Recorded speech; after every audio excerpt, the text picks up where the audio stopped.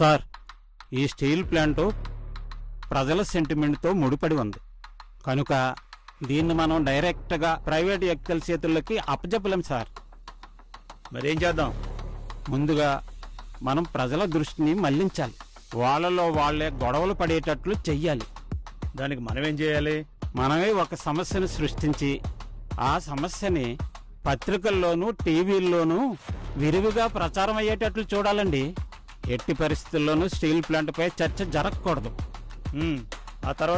ఆ తరువాత మనం ప్లాంట్కి వచ్చే ముడి సరుకునంతా ఆపేయాలి.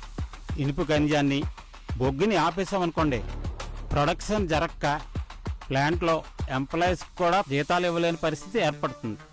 ఆ తరువాత నెమ్మదిగా దీన్ని మనం ప్రైవేటు వ్యక్తి చేతుల్లోకి అప్పచెప్పచ్చు.